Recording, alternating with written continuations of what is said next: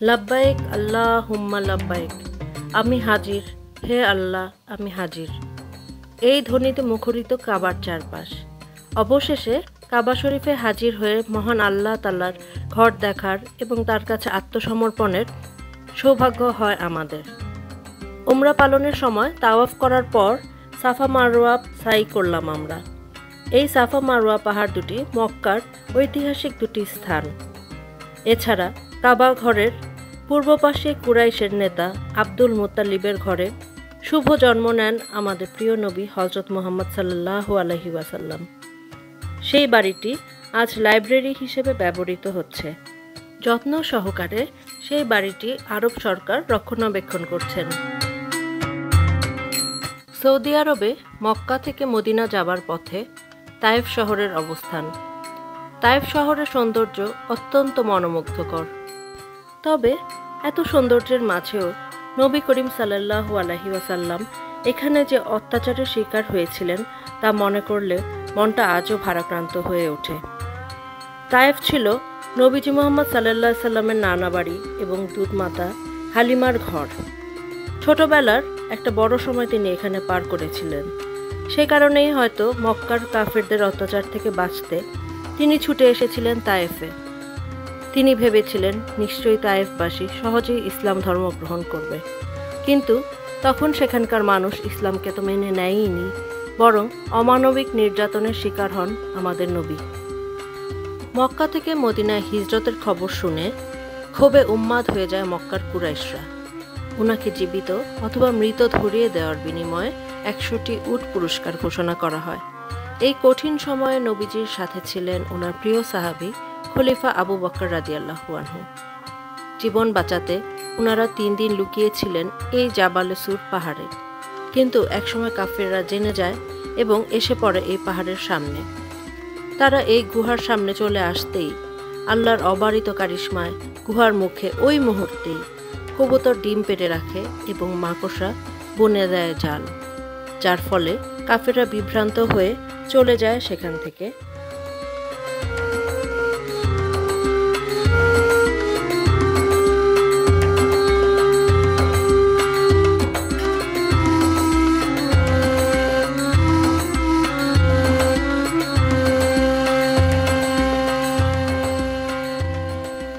জাবালে সুর পাহাড় দেখার পর আমরা চলে গেলাম মক্কা নগরীতে অবস্থিত ইসলামের স্মৃতি বিজড়িত আরও কিছু দর্শনীয় স্থান দেখতে।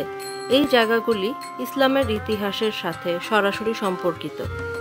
সৌদি আরবে ওমরা অথবা হজ পালন করতে আসলে মক্কার কোন কোন জায়গা জিয়ারা করতে পারবেন তার একটা ধারণা এই ভিডিও থেকে আপনারা অবশ্যই নিতে পারবেন।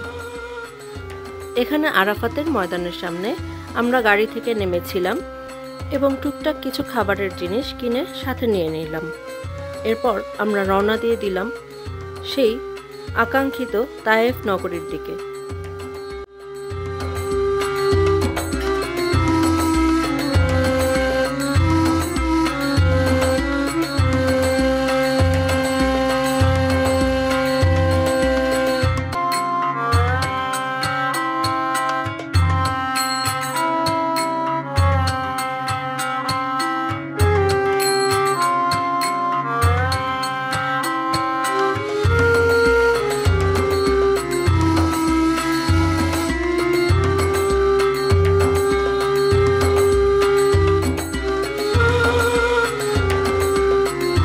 তায়েফ শহরে ঢুকতেই দেখা মিলল মুষলধারে বৃষ্টির। এরপর একটু সামনে যেতেই বৃষ্টি ভেদ করে দেখা মিলল সাদা চাদরে ঢাকা তায়েফ শহর। প্রথমে আমরা ভেবেছিলাম এটা হয়তো কুয়াশা, পরে আশেপাশে সবাই বলল না, এটা কুয়াশা না, এটা মেঘ। তায়েফ শহরটি অনেক উঁচুতে অবস্থিত এবং আমরা মেঘের মাঝখানে পাহাড়ের উপরে তখন অবস্থান করছিলাম।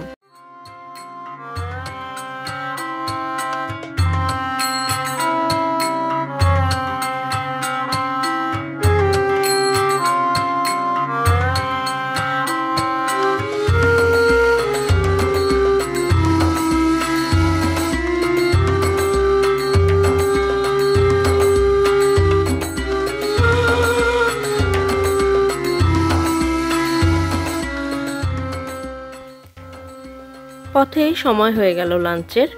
আমরা গাড়ি থামিয়ে একটি রেস্টুরেন্টে নেমে গেলাম। ঢুকতেই একটা ইউনিক বসার সিস্টেম আমাদের চোখে পড়ল। সাধারণত সৌদি আরবের মানুষেরা মেঝেতে বসেই তাদের খাবার খায়।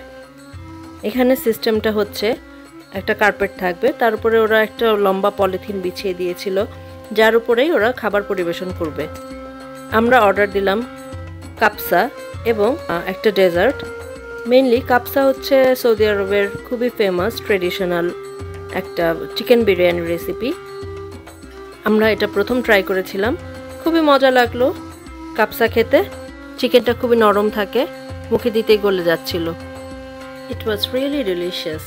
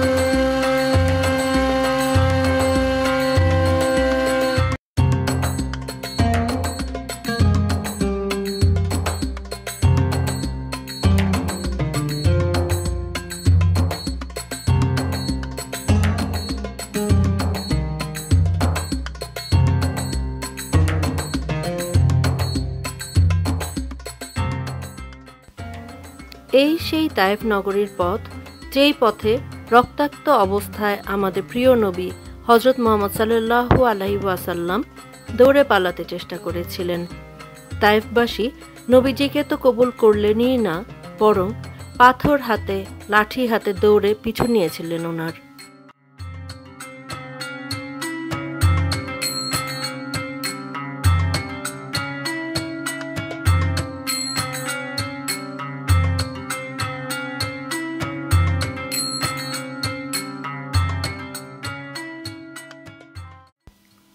পাথরের আঘাতে আমাদের প্রিয় নবী জর্জরিত হন এবং ওনার জুতা মুবারক ভিজে যায় পবিত্র রক্তে।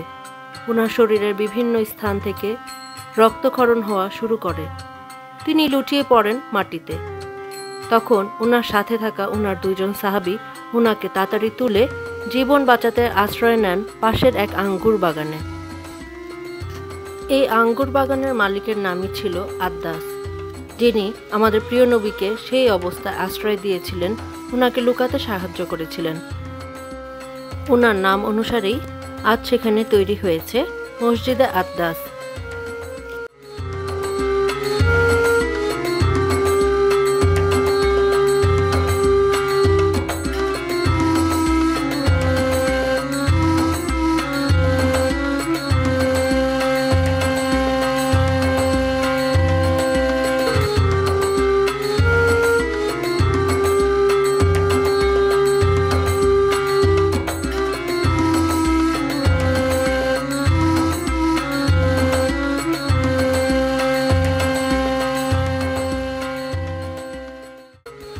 এরপর আমরা চলে গেলাম বুড়ির বাড়ি দেখতে।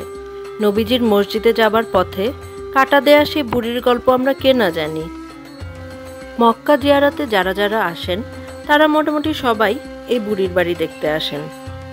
এই বাড়িতেই সেই বুড়ি থাকতো। এই জায়গাতেই দেখতে পেয়ে আমরা সত্যি আবেগ আপ্লুত হয়ে পড়ি। এই বাড়ির পাশেই রয়েছে সেই বড়ই গাছ, যার কাটা তিনি প্রতিদিন সকালবেলা বিছিয়ে রাখতেন আমাদের নবীজির হাঁটার পথে।